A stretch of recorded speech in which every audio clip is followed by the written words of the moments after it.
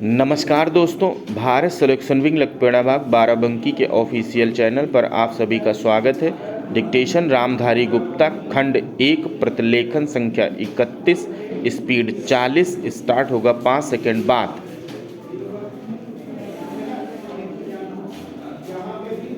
अध्यक्ष महोदय, सबसे पहले मैं अपने माननीय कार्यकारी पार्षद महोदय का, जिन्होंने बजट भाषण दिया है और अपनी नीतियों की घोषणा की है, उसके बारे में उनको हृदय से बधाई देना चाहती हूँ। मैं यह नहीं कहती कि कोई क्रांतिकारी परिवर्तन लाना चाहता है यह बजट, लेकिन मैं यह भी देखती हूँ कि यह बजट जो है धीरे धीरे गति से समाजवाद की ओर बढ़ता जा रहा है। अपनी नीति से यह भूतकाल और वर्तमान दोनों को एक कड़ी में मिलाकर हमें उज्ज्वल भविष्य की ओर ले जाता है, ऐसा मुझे कहना है। इस भाषण को पढ़ने से कि इसमें हमारा कोई भी वर्ग समाज का ऐसा नहीं है जिसे अछूता छोड़ा गया हो, क्योंकि भारतवर्ष एक कृषि प्रधान देश है और मैं यह समझती हूँ कि इस बजट के दौरान यह पूरी तरह से कोशिश की गई है कि ग्रामीण अर्थव्यवस्था को, जिसे हम अर्थव्यवस्था की रीढ़ भी कह सकते हैं,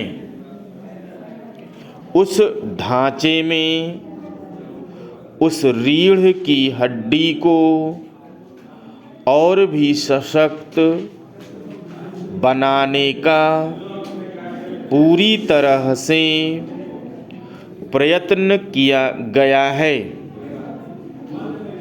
हमारे ग्रामीण भाइयों के लिए जो कोशिश की गई है इस बजट के अंतर्गत, वह है उनको सिंचाई के लिए कुएं, गांवों में उनके लिए पक्की सड़कें, जिससे उनके खेत और घर दिल्ली के साथ जोड़ने की कोशिश की गई है। जितनी भी इसमें व्यवस्था की गई है उससे ग्रामीण भाइयों को बड़ी भारी सहायता मिलेगी। इसके अतिरिक्त ग्रामों उद्योग के द्वारा जो रोजगारी का प्रबंध किया गया है उससे भी ग्रामीण अर्थव्यवस्था को एक बहुत बड़ी सहायता मिलेगी। मैं इनका ध्यान इस ओर दिलाना चाहती हूँ कि जहाँ तक शिक्षा का संबंध है,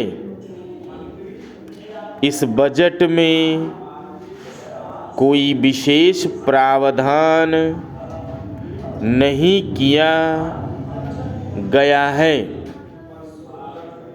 मैं यह नहीं कहती कि शिक्षा के दौरान ज़्यादा स्कूल न खोले जाएं, पर हमारी यह नीति होनी चाहिए कि भले ही स्कूल थोड़े खोले जाएं, पर सबसे बड़ी आवश्यकता है इस बात की कि शिक्षा की नीति में परिवर्तन की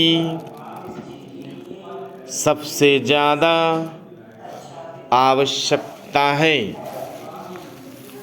क्योंकि हम प्रजातंत्र में रहते हैं। प्रजातंत्र को अगर हमें सफल बनाना है तो सबसे पहले हमें ऐसे नागरिक चाहिए जिन्हें अपने अधिकारों और अपने कर्तव्यों का भली भांति ज्ञान हो।